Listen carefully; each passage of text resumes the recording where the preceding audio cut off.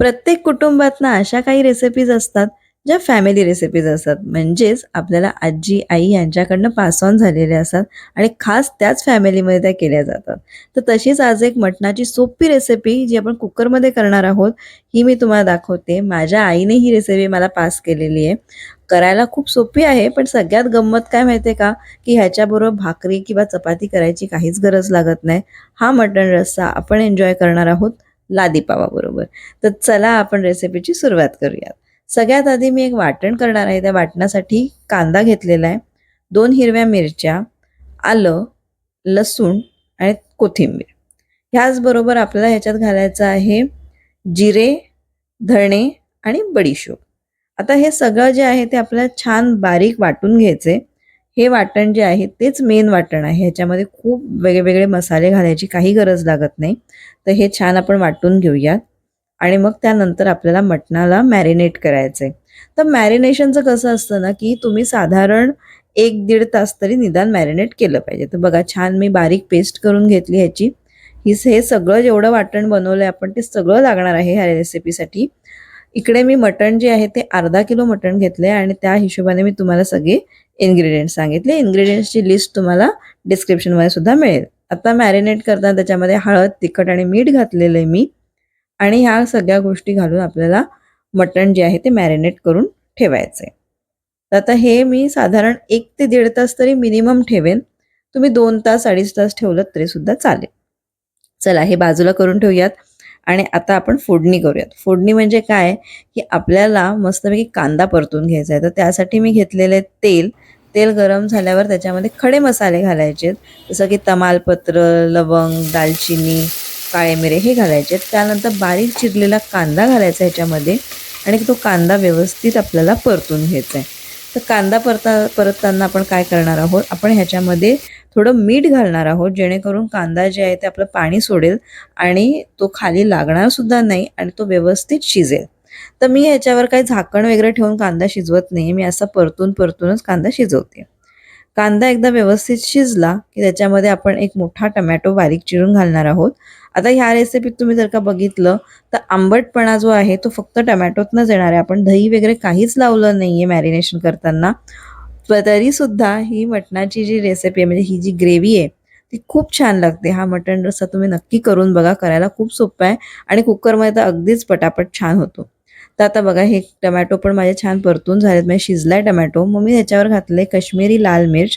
त्याने मस्त रंग येणार आहे आणि खूप तिखट पण होणार नाही. तुम्हाला जसं तिखट आवडतं तसं तुम्ही कमी जास्त करू शकता, पण ह्याने एक छान रंग येतो. म्हणून काश्मीरी लाल मिर्च घातल्यानंतर आता जे मॅरिनेट केलेलं मटण आहे ते आपण सगळं ह्याच्यामध्ये घालूयात. आणि मग एक इम्पॉर्टंट टिप, मटण सगळं ह्याच्यामध्ये आपण घातलं की त्यानंतर आपल्याला हे मटण जे आहे ते असंच सवताळायचं आहे. सवताळणं म्हणजे काय, की ह्याच्यामध्ये पाणी वगैरे काहीच नाही घालायचं आणि असंच हे मटण जे आहे ते 10 ते 15 मिनिटं आपल्याला सवताळायचं, हलवायचं आहे.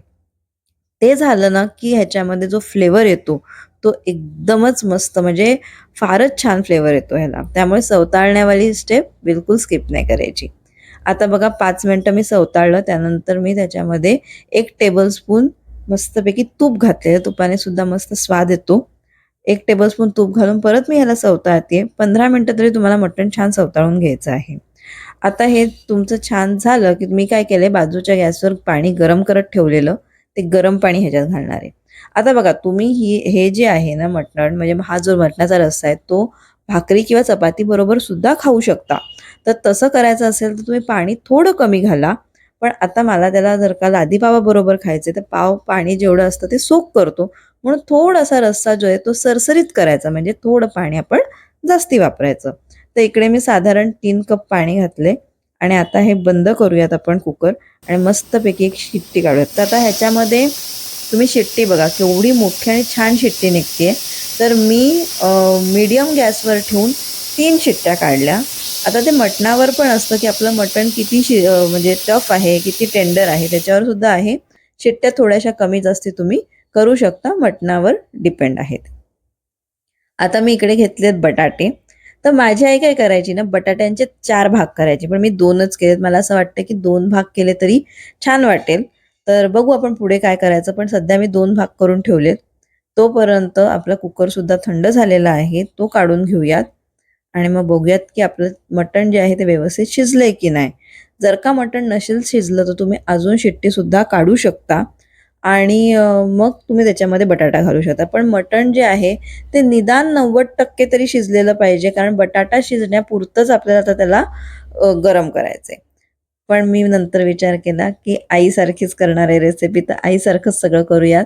म्हणून मी बटाट्याला अजून पुढे थोडं कापलं आणि असे एका बटाट्याचे 4 तुकडे केले. मोठे-मोठे तुकडे. आता ह्याच्यात टिप काय माहिती आहे का? बटाटे जे आहेत ना, ते आपल्याला सगळे मीडियम वापरायचे, मीडियम साईजचे.